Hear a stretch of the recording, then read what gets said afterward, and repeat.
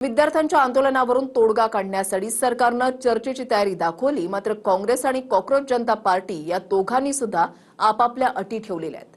त्यामुळे आंदोलनावरून तोडगा काढण्यासाठी चर्चा होताना दिसत नाहीये। चर्चा नेमकी का अडली, पाहूयात एक रिपोर्ट। एजुकेशन मिनिस्टर इस्तीफा देना चाहिए। जब तक आप इस्तीफा नहीं दिलाएंगे डिस्कशन शुरू नहीं। बहाना मत बनाइए, क्योंकि अगर आप कंडीशन लगाता है, आप एक्सक्यूज देते हैं, तो इसका मतलब सब समझ जाते हैं कि आप चर्चा से भागना चाहते हैं। जहां भी आप कहें, चाहे आप रेजिडेंस पर कहें नड्डा जी की, तो वहां भी चर्चा हो सकती है। अगर आप कहें ऑफिस में, तो ऑफिस में भी हो सकती है। जर सरकारला चर्चा करायची असेल तर ही सरकारच्या घरी होणार नाही, आता ती जंतर मंतर। सरकार चर्चेला तयार आहे, पण काँग्रेसची मागणी आधी शिक्षण मंत्री धर्मेंद्र प्रधान यांच्या राजीनाम्याची आहे, तर कॉकरोच जनता पार्टी ही जंतर मंतरवरच चर्चेसाठी अडून बसली आहे। म्हणजेच चर्चेची तयारी असून सुद्धा कोंडी जैसे थेच आहे। लोकसभेचं कामकाज सुरू होताच इंडिया आघाडीचे नेते आक्रमक झाले। नियमों के तहत भी आप चर्चा करना चाहते हैं, सब दलों के साथ बैठकर हम चर्चा करने के लिए सरकार से भी बात करेंगे, सरकार भी चर्चा करने को तैयार है। प्रश्नकाल नहीं करना चाहते, सदन नहीं चलाना चाहते। काँग्रेसनं पुन्हा एकदा सरकारसमोर चर्चेसाठी प्रधानांच्या राजीनाम्याची अट ठेवली आणि ही अट सरकारला मान्य नाही। अटी शर्थी म्हणजे काँग्रेस चर्चेपासून पळ काढत असल्याची टीका सरकारनं केली आहे। एजुकेशन मिनिस्टर इस्तीफा देना चाहिए। और लाखों हजारों लोग आज रास्ते पे गिरे हुए, लाठीचार्ज हो गई है और बहुत से हॉस्पिटल्स में हैं और उनके माँ बाप परेशान हैं। इसीलिए मैं आपसे विनती करता हूं, उनका एजुकेशन पहला लीजिए, डिस्कशन शुरू कीजिए। हम तैयार हैं डिस्कशन के लिए। इस्तीफा जरूर होना चाहिए और जब तक आप इस्तीफा नहीं दिलाएंगे डिस्कशन शुरू नहीं।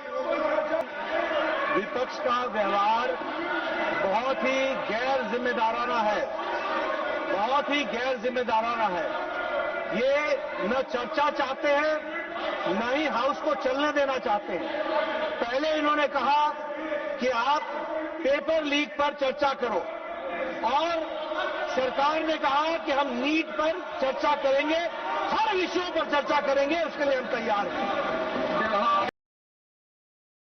इस सदन में और राज्यसभा में हम जिस प्रकार से विपक्ष चाहता है, जिस तारीख को चाहता है, जितना समय चाहिए चर्चा के लिए सरकार तैयार है। हमने आश्वासन दिया।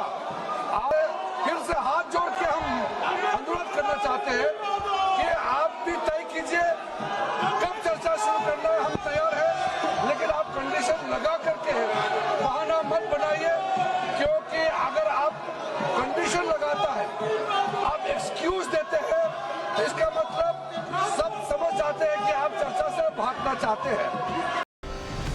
इकडे पंतप्रधान कार्यालयाचे मंत्री जितेंद्र सिंग यांनीही कॉकरोच जनता पार्टीला चर्चेचं निमंत्रण दिलंय। जेपी नड्डांच्या घरी किंवा कार्यालयामध्ये चर्चेला या असं जितेंद्र सिंग यांचं म्हणणं आहे। पण अभिजित दिपके नड्डांच्या घरी चर्चेला येण्यास तयार नाही। आंदोलनाच्या दिवशी 5 तास बसून फक्त 10 मिनिटं आमच्या शिष्टमंडळाशी चर्चा केली, त्यामुळे आता चर्चेसाठी सरकारनं जंतर मंतरवरच यावं असं दिपकेंनी म्हटलंय।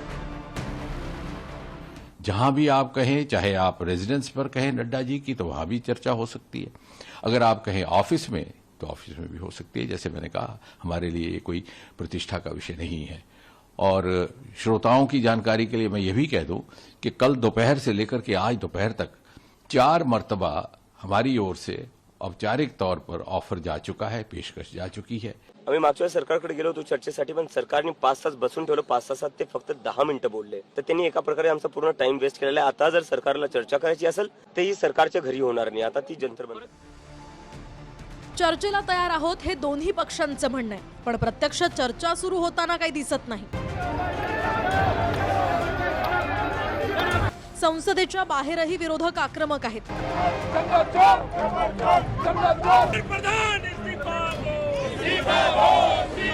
तर सत्ताधाऱ्यांनी सुद्धा इंडिया आघाडीच्या विरोधात आंदोलन केलं आणि राहुल गांधींच्या विरोधात घोषणाबाजी केली।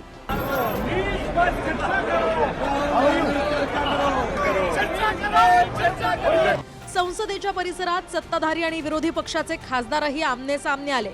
गेल्या 4 दिवसांपासून अशाच गदारोळात चर्चा अडकली आहे. अक्षय मंकणीसह प्रमोद जगताप, TV9 मराठी, नवी दिल्ली.